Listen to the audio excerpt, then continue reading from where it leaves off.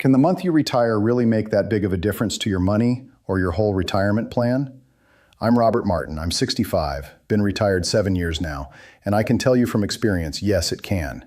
It depends on a few specific things related to your situation, and I want to walk you through them because I learned some of this the hard way. A lot of these things are simple to do, but what I've found talking to friends who've retired is that most people don't realize it until a few months after they've already pulled the trigger. They're doing fine, it's not a disaster, but they think, man, I wish I'd thought about that a little differently. These are just little optimizations that are worth knowing now, before you retire, not after. And they fall into 3 categories. Number 1, paying less tax. Always important, always good.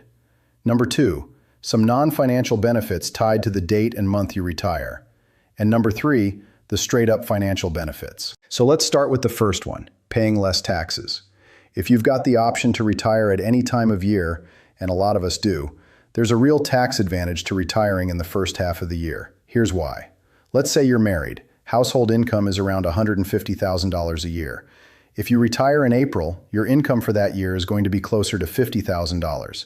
Just 4 months of pay instead of 12. Now that lower income opens up real options for tax planning. Think Roth conversions. You're suddenly in a much lower tax bracket, so you can convert some of that traditional 401k money into a Roth and pay way less tax on it. A friend of mine, Tom, he retired mid-year and his advisor helped him do exactly that. He moved a chunk into his Roth at a fraction of the tax rate he would have paid if he'd been working the full year. Then there's something called tax gain harvesting. Linda and I had some investments we'd held for a long time with big unrealized capital gains. Because my income was low in the year I retired, we sold some of those positions and paid 0 federal tax on the gains. 0. That's tax gain harvesting, and it only works if your income is low enough that year. Timing your retirement date makes that possible.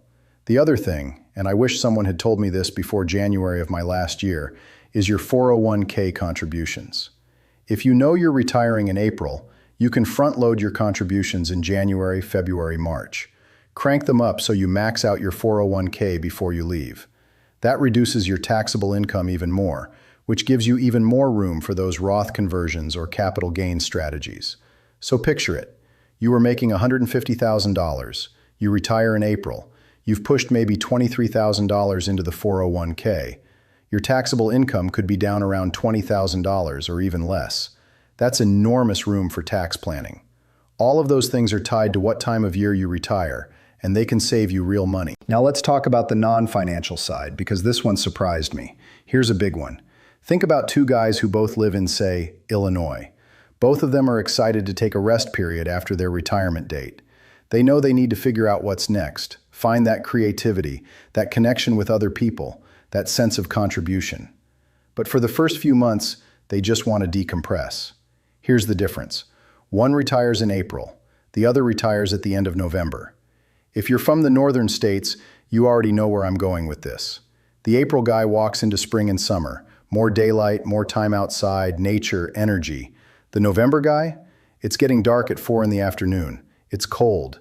You're inside a lot. And if you're not working, you don't have that forward motion anymore. You don't have somewhere to be, and you're just sitting at home. I'll tell you, that environment impacts your mood more than you'd think. I retired in the spring, and I'm grateful I did, because those first few months of walking around the yard, working in my workshop, just being outside, that made the transition so much easier. If you're planning a winter retirement and you're in a northern state, here's my advice. Plan a trip. It doesn't have to be anything big, but get yourself somewhere warm soon after you retire. That activity, that thing you're moving towards, it matters. Progress matters, even small progress. And here's something else I think about now. If you're staying in a northern state, if you're not moving south, how many summers do you actually have left? I love being outside in the summer. Linda and I, we swim, we garden, we sit on the porch in the evenings. But that's only a few months a year up here. If you're 65, you might have 15, maybe 20 good summers left. So think about that when you're deciding whether to retire at the beginning of the year or the end. We've all heard carpe diem, seize the day. But I'd add carpe estatem, seize the summer. A couple more non-financial things. Some people have work milestones that matter to them. A friend of mine, he wanted to get a full 30 years at his company. He'd started in February, so he made sure to work through the following February to hit that mark. It's a mental thing, not a financial thing, but it mattered to him and he's glad he did it. Now let's get to the financial stuff beyond taxes. Number one, healthcare. This is a big one. If you've got procedures or things you've been putting off, it might make sense to schedule them before your retirement date while you still have your employer insurance. Set your retirement date after those are done. If you're not yet 65, you won't have Medicare, and COBRA only lasts 18 months. A lot of people work backwards from age 65 and set their retirement date so that COBRA coverage bridges them right up to Medicare. That's smart planning. Next, your pension. If you've got one, find out the exact date you become fully eligible for the full benefit. That might be the best day to retire, regardless of the season. Call HR, get the benefit summary, know your numbers. Then there's the bonus. Some companies pay bonuses at a specific time of year. If yours does, maybe you wait until the end of that month or the following month to retire. Don't leave money on the table. And finally, PTO. Use your paid time off and vacation days before you retire. Those are yours. You earned them. Don't walk away from them. So that's what I've learned.